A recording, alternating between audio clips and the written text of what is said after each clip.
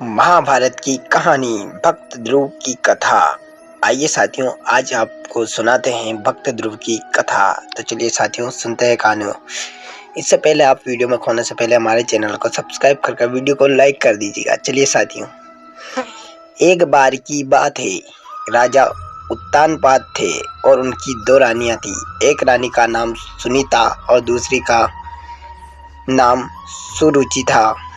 सुनीता बड़ी रानी और सुरुचि छोटी रानी थी। रानी सुनीता के पुत्र का नाम ध्रुव और रानी सुरुचि के पुत्र का नाम उत्तम था। राजा उत्तानपाद का रुझान छोटी रानी सुरुचि की तरफ ज़्यादा था, क्योंकि वो दिखने में काफ़ी सुंदर थी। लेकिन रानी सुरुचि अपनी सुंदरता पर काफ़ी घमंड करती थी।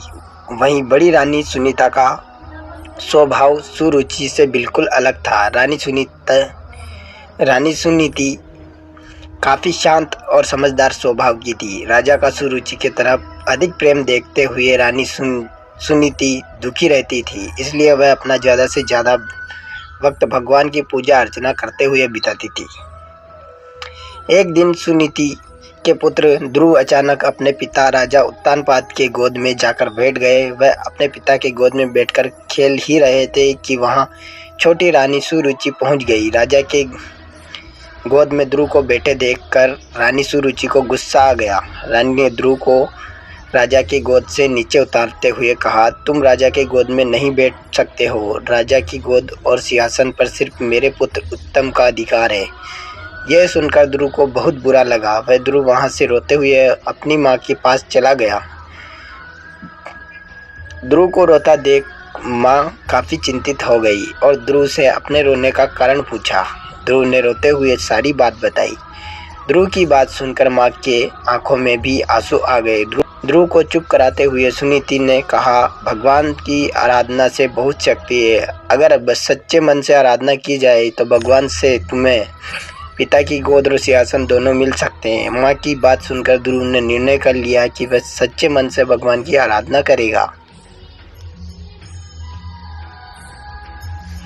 ध्रुव अपने महल से भगवान की प्रार्थना करने जंगलों की तरफ निकल पड़े। उन्हें रास्ते में ऋषि नारद मिले। छोटे से ध्रुव को जंगलों की तरफ जाता देख नारद ने उन्हें रोका। नारद ने उनसे पूछा, तुम जंगलों की तरफ क्यों जा रहे हो?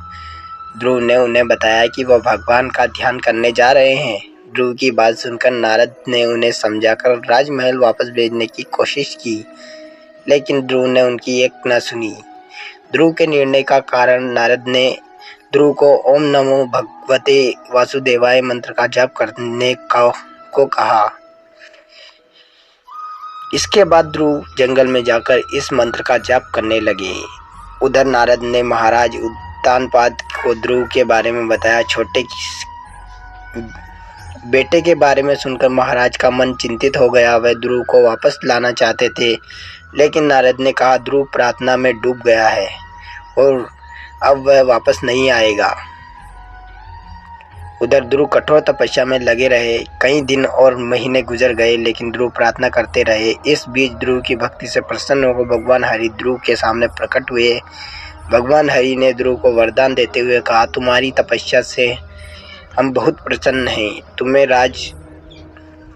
तुम्हें राज सुख मिलेगा, साथ ही तुम्हारा नाम और तुम्हारी भक्ति हमेशा के लिए जानी जाएगी। यह कहकर भगवान ने ध्रुव को राजमहल की तरफ भेज दिया। भगवान के दर्शन पाकर ध्रुव भी बहुत खुश हुए और उन्हें प्रणाम कर महल की तरफ चले गए। बेटे को महल वापस आते देख राजा खुश हो गए और उनको अपना पूरा राज्य सौंप दिया। भगवान हरि के वरदान से भक्त ध्रुव का नाम अमर हो गया और आज भी उन्हें आसमां में सबसे ज़्यादा चमकने वाले तारे ध्रुव तारे के नाम से याद किया जाता है। तो साथियों, ये थी आज की कहानी। इस कहानी से हमें क्या सीख मिलती है? तो इस कहानी से यह सीख मिलती है कि अगर धैर्य और सच्चे मन से कोई प्रार्थना करे तो उसकी इच्छा ज़रूर पूरी होती है।